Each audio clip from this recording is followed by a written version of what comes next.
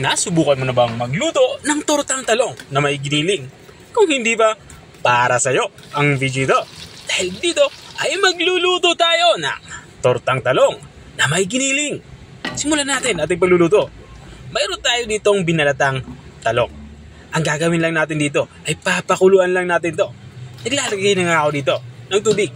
Ang tubig naman ay naka-level dito sa ating inilagay na talong.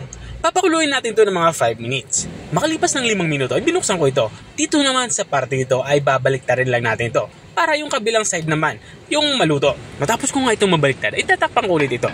Papakuluin ulit natin ito ng mga 5 minuto pa. Makalipas nga ng 5 minuto ay binuksan ko na nga ito. Dito nga ay lutong-luto na nga itong ating talong. Ang gagawin lang natin dito ay hahanguin lang natin ito at papalamigin. At itong ating pinagpakuluan ay tapon na natin yan.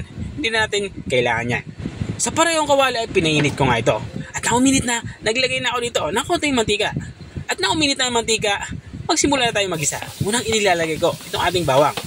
At isusunod ko na din itong ating sibuyas. Pulang sibuyas yung ginagamit ko dito. Pero pwede kayong gumamit dito ng puti. Walang problema yan.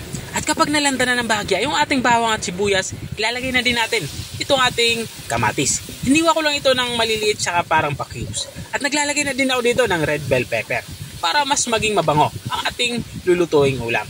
At kapag ganito na itsura ng ating mga sangkap panggisa ay ilalagay na din natin itong ating ground pork or giniling na baboy. Gagawin lang natin dito ay ikikisa natin to hanggang sa mag light brown ang kulay nitong ating giniling na baboy. Katulad ng nakikita nyo. Kapag ganito na itsura niya, maglalagay na tayo dito ng mga pampalasa. Maglalagay nga ako dito ay oyster sauce. At maglalagay din ako dito ng black pepper or papintang durog. At hahaluan ko na dito ng patis para pampaalat natin.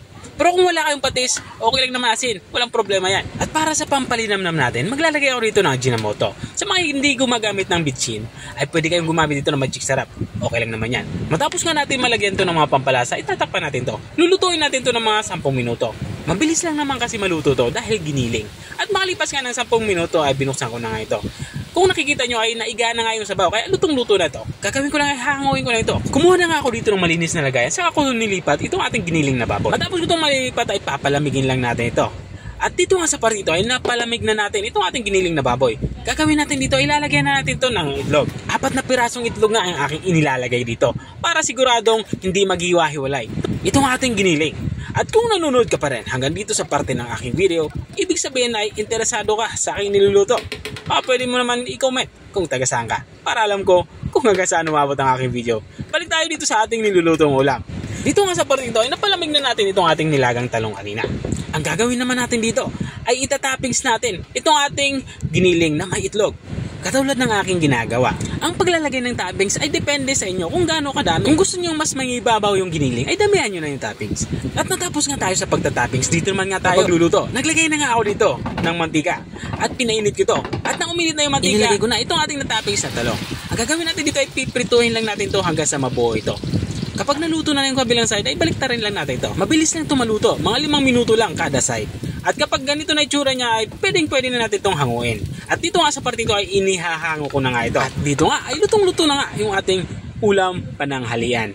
Bago natin ito i-serve, lagyan lang natin ito ng ketchup para naman sa sausawan. Pero ito naman ay optional. Kung ayaw ng ketchup ay okay lang naman, wag nang lagyan. At ito na nga yung ating tortang talong na may giniling. Kung nakarating ka hanggang dito sa dulo ng aking video, maraming salamat sa panunood. Kita-kita ulit sa mga susunod kong mga videos. Paalam! Bye-bye!